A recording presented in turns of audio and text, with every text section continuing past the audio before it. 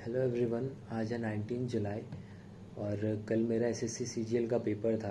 Third shift में था, तो मैंने कुछ गलतियां की थी जो मैं आपसे शेयर करना चाहता हूं ताकि आप लोग वो ना करें, उससे बचें। वीडियो शुरू होने से पहले ही मैं आपको बता दूं कि मैं कोई टॉपर नहीं हूं, मैं बहुत ही एवरेज बंदा हूं और हार्ड वर्क पे बिलीव करता हूं। तो मैं बहुत शॉर्ट में अपने जर्नी को बताता हूं।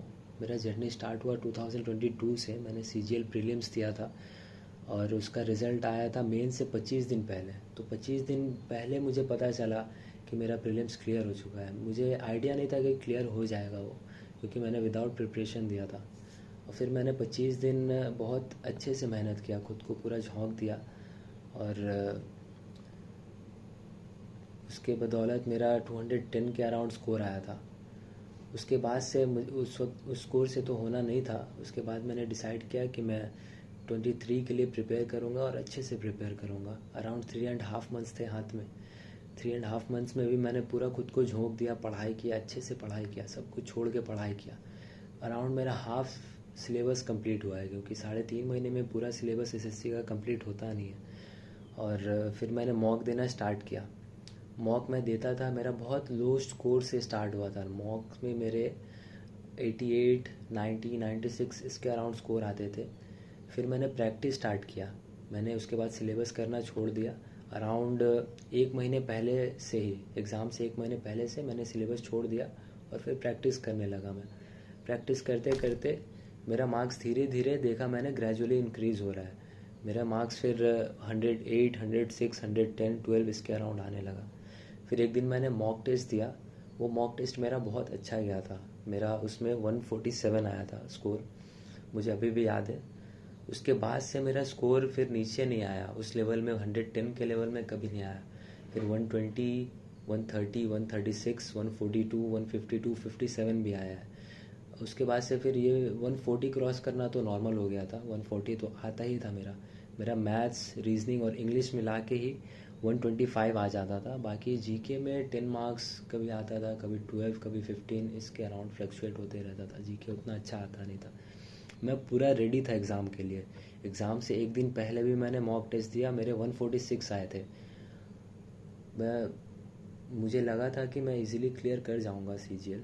लेकिन जब मैं एग्ज़ाम में बैठा, उसके बाद से एक थॉट आया मेरे माइंड में, सडन थॉट आया कि अगर मेरा एग्ज़ाम ये क्लियर नहीं होता है तो फिर मेरा 1 साल वेस्ट हो जाएगा और मैंने 3.5 महीना जो खुद को झोंका है वो मेरा पूरा टाइम बर्बाद हो जाएगा। ये थॉट एक तरह से पैनिक क्रिएट कर दिया मेरे माइंड में, और उसके वजह से मैं अटेम्प्ट नहीं कर पाया जिस तरह से अटेम्प्ट करना चाहिए था। आता हुआ सब मैं नहीं कर पा रहा था। मुझे देख के समझ नहीं आ रहा था कि ये कहना क्या चाहता है। हालांकि मुझे ये समझ में आ रहा था कि ये सब मेरा किया हुआ है।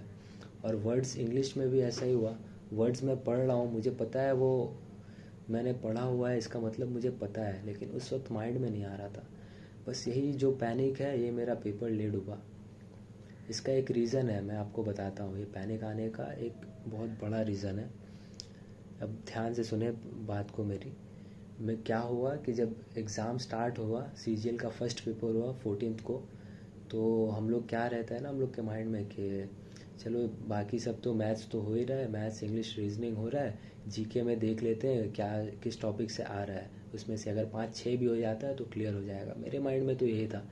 तो मैं फिर वीडियोस देखने लगा यूट्यूब के कि कौन क्या बता रहा है, कहाँ से क्या आ जाए, क्या लड़ जाए, 5-6 क्वेश्चन हो जाए, मेरा बहुत अच्छा स्कोर हो जाए। ये एक बहुत बड़ा गलती किया मैंने, जो मेरा पूरा पेपर ले डूबा। मैं जीके के पीछे पड़ा और बाकी सब सब्जेक्ट से हाथ धो दिया। मैं जो आता हुआ सब मैं नहीं कर पाया। तो यही एक मिस्टेक है जिससे आपको बचना है। आपको आपने जितना प्रिपरेशन किया है वो मोर देन सफिशिएंट है। अगर आपने 3 महीना भी अच्छे से प्रिपेयर किया है, बहुत है वो। आप आराम से क्लियर कर सकते हो। और खुद के मार्क्स को जो टॉपर के मार्क्स से कंपेयर कभी नहीं करना, क्योंकि हो सकता है जो 140, 50, 60 भी ला रहा है वो एग्ज़ाम में परफॉर्म ना कर पाए। और हो सकता है आप अगर 110 भी ला रहे हो, 105 भी ला रहे हो, तो आप एग्ज़ाम में परफॉर्म कर लो, 130 ला जाओ और आपका सिलेक्शन हो जाए।